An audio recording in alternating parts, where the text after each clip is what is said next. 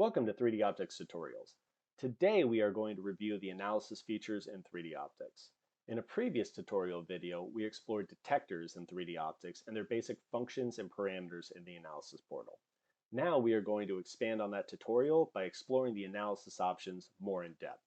We'll select this pre-populated file and go straight to the analysis from the top taskbar. So up here at the top taskbar, we have the analysis portal. Let's go ahead and review the features in here. The first item at the top are light sources. If we click on this, it'll bring a drop down and show us all the light sources we have in our optical system. Now we currently only have one light source, but let's add another one. Let's go to the 3D layout, add light source. And as you can see, it dynamically updates this drop down. So now we have two light sources, and we can click each one to select and deselect which we want to use for our analysis. And if we go up here to the All checkbox, we can select none, or we can select all of them for analysis. Okay, let's go ahead and close that up, delete this light source as we are not going to use it for our analysis. Okay, before we go any further, I do want to review the buttons at the bottom. They're very important. So the first button is the Run Analysis. This will allow us to run the analysis for all the analysis windows we have currently selected. We have a Terminate button if we want to stop the analysis at any point. And we also have a Turbo button. Now this button is actually a toggle switch, and if we select it, a little pop-up comes up telling us that if we use this function, our GPU consumption rate will be twice as normal. However, our analysis will be twice as fast. So this is a nice feature if you have a complicated analysis with many detectors and you want very quick results. However, it does eat up GPU resources, and since this is a tutorial, we don't need a fast analysis, so we'll turn this off. And lastly, the Compare Selected. So this we will go over a little bit later in the tutorial.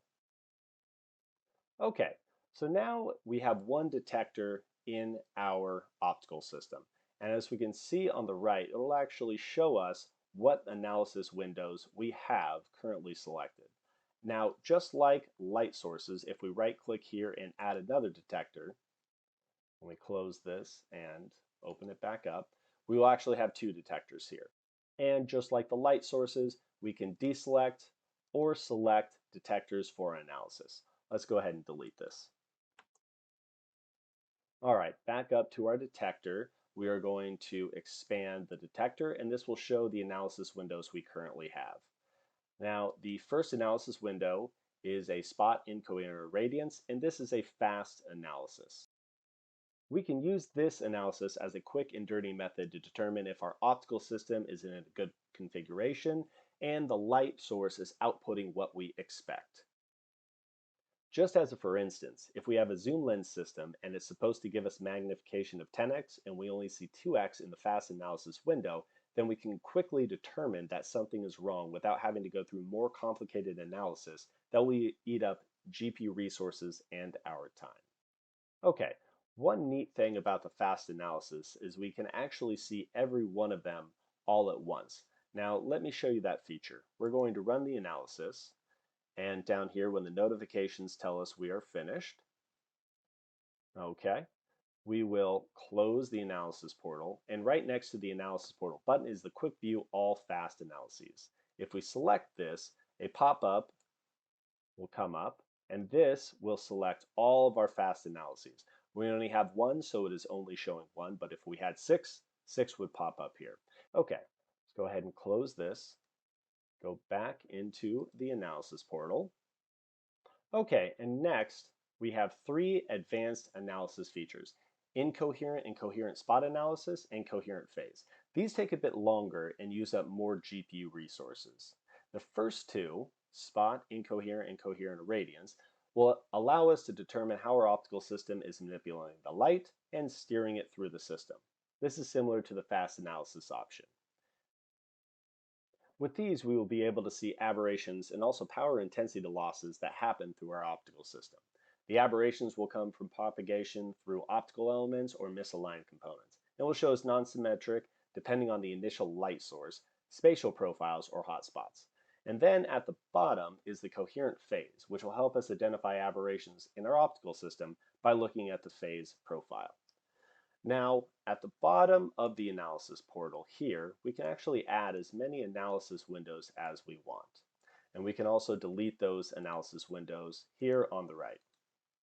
In addition to deleting, if we choose not to, we can deselect some analysis windows and only run the ones we want to.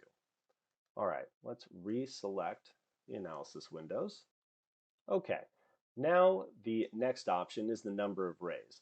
This will allow us to select the number of rays used for analysis. In the spot incoherent fast analysis, we are maximum at 200 rays, so if we try to put in more, it'll default to 200. And also our detector can be as big as 100 by 100 pixels. So if we try to put in 200 pixels, it'll mark us back down to 100.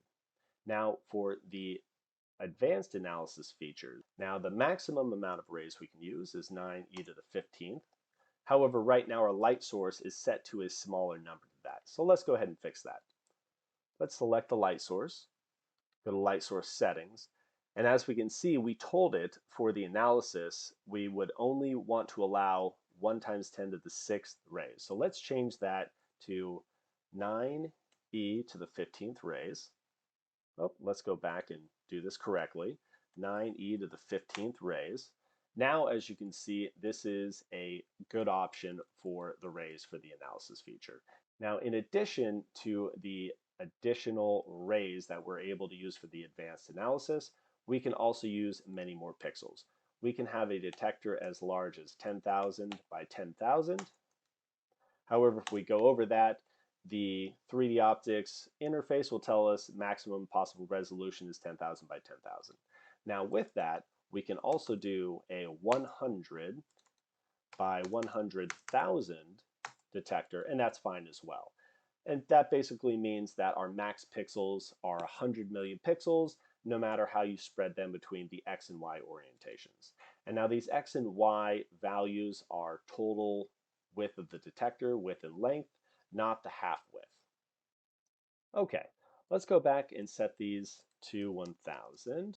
Now, there's one thing to note is these analysis windows do not interpolate between points. So you want to make sure you have enough rays to sample the number of pixels you have. For example, if you have 1,000,000 pixels, but only 1 or 2 rays hitting each pixel, your analysis will not be very helpful or thorough. Okay, and finally the last option over here is how we want to display the output. We have a few options here. We can do false color, grayscale, or spectral view. False color and grayscale will give it a scale either in multicolored or black and white, and spectral view will color the detector depending on the amount of light of each wavelength hitting each pixel. Okay, so let's go back to false color there. Okay, now we're going to look at our analysis windows.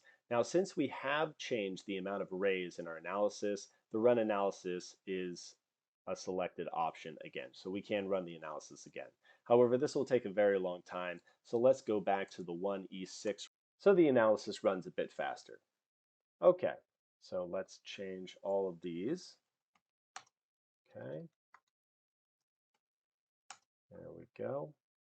All right, so we're going to run analysis again.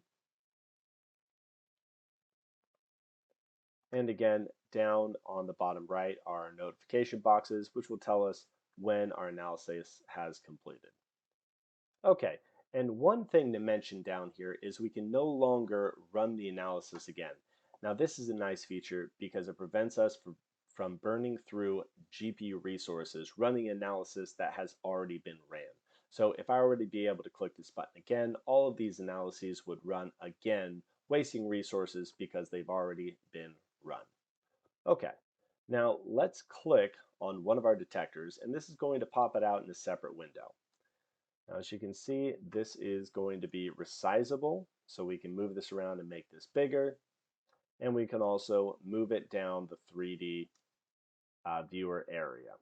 Now, this is nice if we want to pop this out and save this as a side view as we're working with our optical system. Okay, let's go ahead and close this. Now, the last option I want to show is the compare option. Now that was the button I had pointed out earlier in the video. Now if we hit the compare icon in these three analysis windows, and then we go down and hit the compare button or compare selected button, this will pop up all of the analyses that we want to compare. As you can see, we get a nice side-by-side layout. This is good if we have a through focus or a multi-configuration analysis, so we can pop up all of the relevant analysis windows to see what's going on at different points in our optical system all at once. All right, so we will close that out.